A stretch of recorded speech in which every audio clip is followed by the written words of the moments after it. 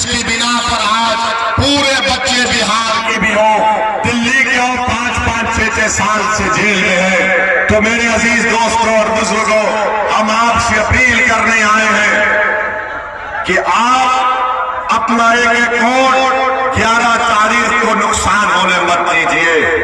अपनी सियासी लीडरशिप को बनाइए। आप हमारे भाई को मत देखिए, आप मजलिस को देखिए, ओवैसी की बात पर यकीन करिए। और लोग बार बार हमको ताना मारते हैं कि ओवैसी यहां पर क्यों आता है हैदराबाद को छोड़कर। मेरे भाई, मैं 11 साल से बिहार और सीमांचल को आ रहा हूं और आता रहूंगा। आप अपने इत्तेहाद को मजबूत रखिए, अपनी पार्टी को कामयाब करिए। याद रखिए, अगर आपका विधायक नहीं होगा तो फिर 5 साल आपको नाइंसाफी का सामना करना पड़ेगा। नौजवानों का मुकद्दर पलायन बनाकर रख दिया, बच्चों को स्कूल से महरूम रख दिया, बेटी को डिग्री कॉलेज से महरूम रख दिया। मेरे अजीज दोस्तों और बुजुर्गों, बीजेपी को, नीतीश कुमार को रोकना है, तेजस्वी यादव को और गठबंधन को एक मौसर जवाब आपको देना है। इस विधानसभा से हम आपसे अपील कर रहे हैं कि आप मजलिस इत्तेहादुल मुस्लिमीन के उम्मीदवार को अपनी दुआओं से और अपने वोट से कामयाब और कामरान करेंगे ना। ऐसा तो नहीं कि यहां से निकलकर फिर आप भूल जाएंगे।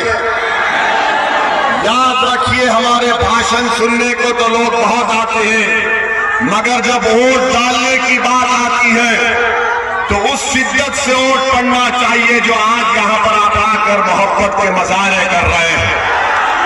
तो 11 तारीख के दिन इस विधानसभा में क्या पुकार होगी कि हर जगह पतंग पतंग है।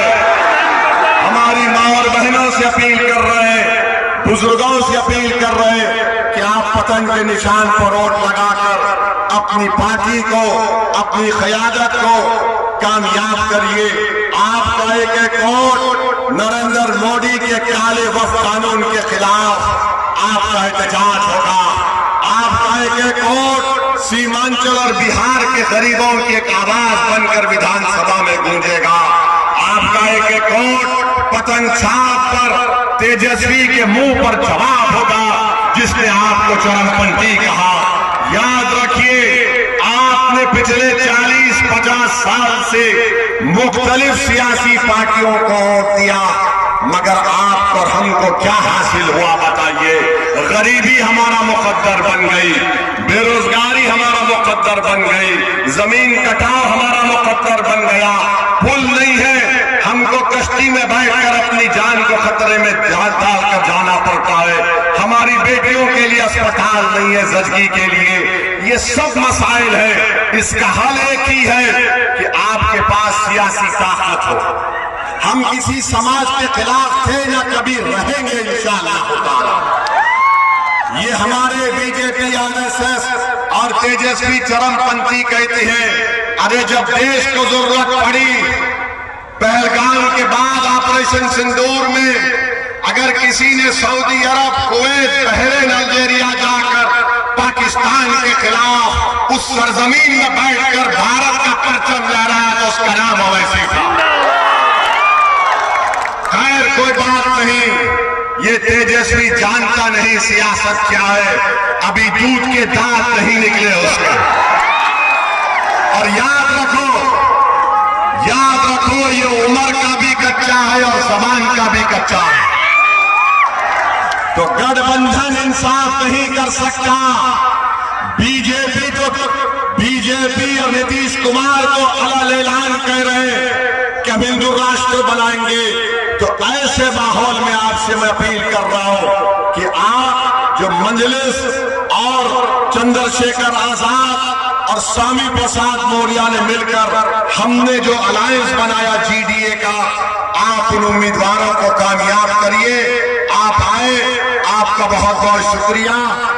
11 तारीख के दिन अपना एक अकाउंट पतंग पर बटन दबाकर अपने इत्तेहाद का सबूत दीजिए।